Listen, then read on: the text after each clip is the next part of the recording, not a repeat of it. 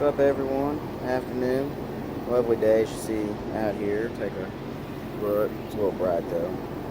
So, the video I did last night apparently went over really well with a group of friends, and also in a Facebook group, a Blues fan group. So, I decided I'm going to do one of these every day, different topics, hockey, maybe some other stuff. I'll take requests. One thing that I want to talk about today is something that a lot of my friends have brought up to me that know that I like hockey. And they've asked me my thoughts about the Vegas Golden Knights. I don't have a problem with expansion in the NHL. There's just something weird about Las Vegas having pro sports. It's the whole aspect of gambling going hand in hand with pro sports. And that just doesn't really jive. And also, you have all these other markets that have lost franchises, whether it be NBA, NHL, that have arenas and a desire to house a new Big Four sports organization that don't get these opportunities. Your Seattle's and Portland would be a good one too. Of course, the former markets in the NHL that don't have hockey right now, Hartford, Quebec, or Quebec City to be exact. Boy, they would die to have a hockey team again. Heck, even Cleveland, because they used to have the Cleveland Barons, which are now the Dallas Stars. I just think it's weird for Vegas to have pro sports. And I'm not knocking it. Once again, thinking they're getting the Raiders in a few years. The arena they have is fantastic. T-Mobile Arena. It looks great. I've seen it be used for the WWE. They had a pay-per-view there, I want to say 2 years ago, Money in the Bank. Sold out well. Place looks awesome.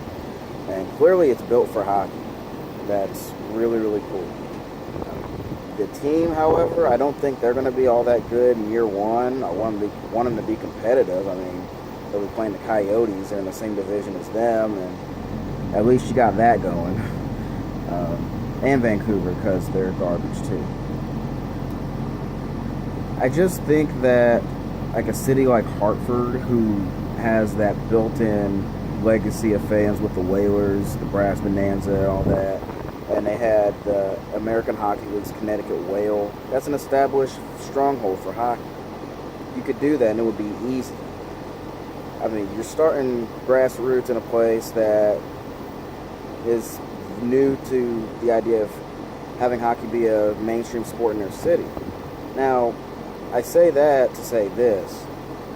People said the same thing, I imagine, because I wasn't watching the sport at the time, about when California started getting teams outside of the Kings, who by the early 90s had established themselves as a viable NHL franchise.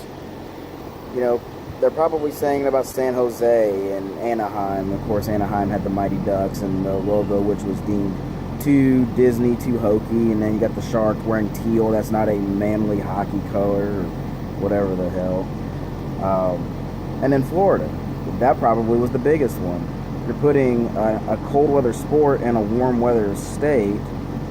Nobody's going to expect it to work. And with the Lightning, at least in the last decade plus, it's worked. The Panthers hit and miss.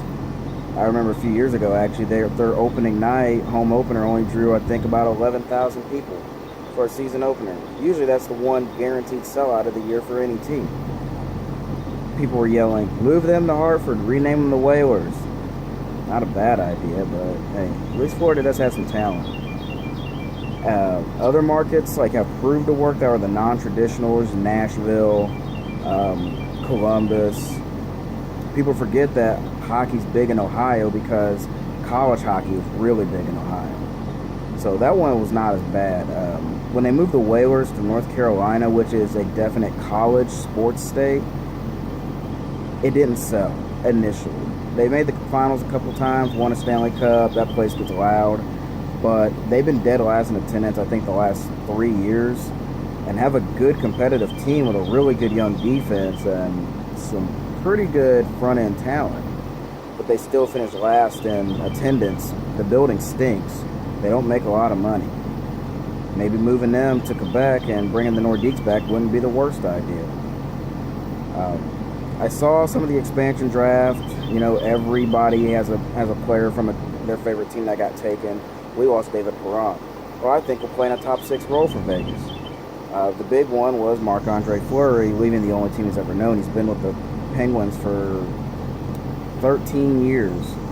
Won 3 Stanley Cups. I actually had to do math. That's how much the Penguins have won. He's going to be the first face of their franchise, which is cool. And, you know, Flower is an awesome representative for any NHL franchise. And to help be an ambassador for this new one is going to be great. It's just to a lot of traditionalists, and I kind of fall in the middle of that. You know, I like old school, but, you know, born of the modern era, and I have a good balance for appreciation of both sides of things. It's really, really weird. Even more weird than Arizona. And yeah, that one sounds silly because you got a team out in the desert and they play in the middle of BFE. Nobody comes to the games because of the location, and the team is terrible.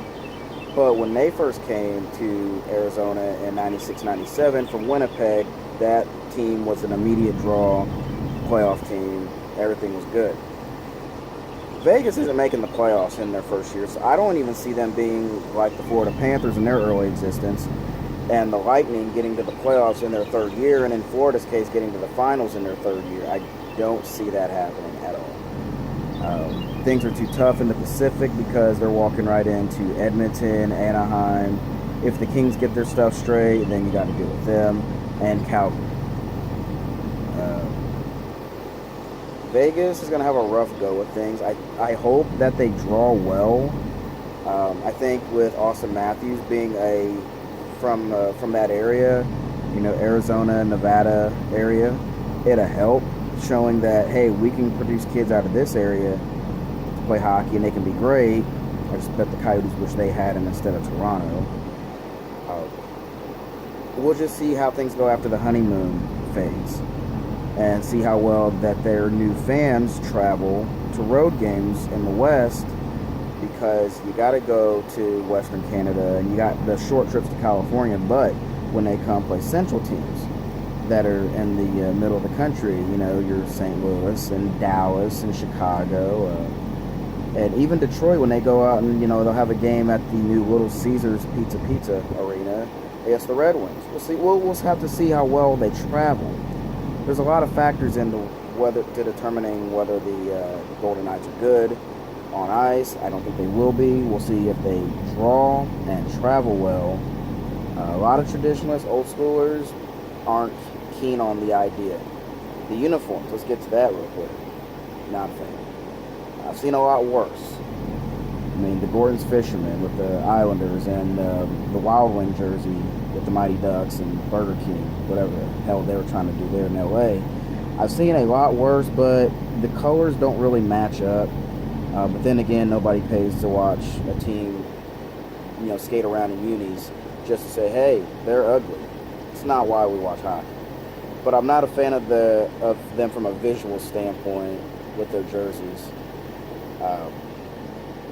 I do hope the best for Vegas, and I hope this works out, because you don't want any market to fail. I mean, Atlanta sadly has failed twice. The first time they lost the Flames to Calgary, and then the Thrashers moved back to Winnipeg, which I'll be doing a future vlog about what caused the fall of the Atlanta Thrashers, and it started before they even played their very first game. I figured that out one day at work. I was looking at an old draft, and I saw where the Thrashers screwed up from their very first pick. Not just because Patrick Stefan was terrible, but because of who they could have taken had they not traded their number 2 pick to move up to number 1, because they had to have him. Trust me, there was another center in that 99 draft that they could have had that would have helped out a little bit more. So that's my thoughts on the Vegas Golden Knights. I just don't talk Blues. I'll talk all things hockey. It's whatever I feel like every day. And hope you guys enjoy the video. So, peace.